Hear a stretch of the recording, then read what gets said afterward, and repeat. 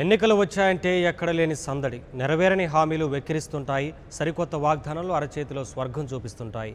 ఆలోచించే నైజమున్న వారు నిజాయితీ పరులకు ఓటేస్తారు. ఇంతవరకు ఓకే, కానీ అమ్ముడిపోయే వారి సంగతి ఏంటి? ఓటును అంగడి సరుకు చేసి అమ్ముకునే వారి పరిస్థితి ఏమిటి? సీనియర్ పాలిటీషియన్ ఉండవల్లి చెబుతున్నారు, ఒకసారి వినండి. ఒకే మాట చెప్తున్నాను, ఈ రాష్ట్రం బాగుపడాలంటే ఒక్క ఎలక్షన్, రేపు రాబోయే ఒక్క ఎలక్షన్, డబ్బు ఖర్చు పెట్టిన వాడు ఓడిపోవాలి. ఎవరి దగ్గర అయితే డబ్బులు తీసుకుంటారో వాడికి జనం ఓటేయకూడదు. అయితే ఇది చిన్న మిషన్ కాదు, ఎందుకంటే మోసం మనం చేయగలమేమో కానీ పేదవాడు మోసం చేయలేడు. చచ్చిపోయే పరిస్థితి వచ్చినప్పుడు, తినడానికి తిండి లేనప్పుడు ఏదైనా అబద్ధం చెప్పడం అలాంటివి చేస్తారేమో కానీ 2000 రూపాయలు ఒకటి దగ్గర పుచ్చుకున్నాక 2000 యావరేజ్ని కట్టాను, 5000 ఇంకా ఎక్కువ అన్నది కూడా మీరు లెక్కట్టి చెప్పండి. ఎలక్షన్లో 2000 రూపాయలు ఇచ్చేవాడికి ఎందుకు ఓటేయకూడదు? డబ్బు ఇచ్చిన వాడిని ఎలా మోసం చేస్తారండి? డబ్బు ఇచ్చుకుని మోసం చేయమంట. లోపలికి వెళ్ళి ఆ స్విచ్ నొక్కే టైంలో ఆ మనిషి, ఆ మిషను చుట్టూ గుడ్డలు కట్టేసి ఉంటాయి. అదే అంతరాత్మ. ఎవ్వరూ కూడా మోసం చేయలేరు.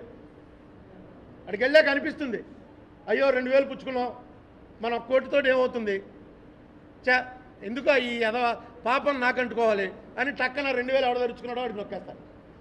ఇద్దరు 2000 ఇచ్చారనుకోండి, అప్పుడు వీడు మా బామ్మర్దనో లేకపోతే వీడు మా తమ్ముడు వచ్చి వీడికి ఓటేయమన్నాడనో ఏదైనా పని చేయొచ్చు. కానీ 2000 వెనకాల ఉన్నటువంటి కథ ప్రజలకి చెప్పవలసిన బాధ్యత ఈ సిస్టమ్ని అసహించుకుంటున్నవాడు ప్రతి ఒక్కడి మీద ఉంది. లెక్క తీశాను మొన్న, మనకున్నది మొత్తం 2,61,00,000 మొన్న ఓడిపోయిన పార్టీ గెలిచిన పార్టీ కలిపి ఓట్లు వచ్చాయి.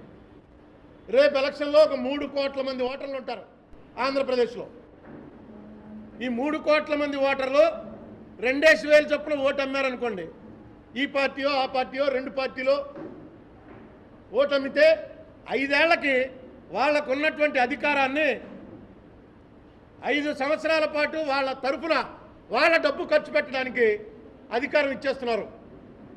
ఏ రేటుకి ఇస్తున్నారు? 5 ఏళ్ళు అంటే 1825 రోజులు.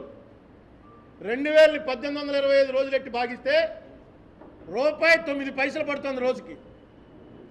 9 పైసలు జిఎస్టీ అనుకోండి, రూపాయికి అమ్మేస్తున్నారు రోజుకి. రూపాయి ముష్టివాడికి వేస్తే తీసుకోవట్లేదు. ఈవేళ ఎగాదిగా చూస్తున్నాడు, వీడి దగ్గరికి ఎక్కడి నుంచి వచ్చిందిరా రూపాయికా సరే, మళ్ళీ రూపాయి. Please subscribe New Waves.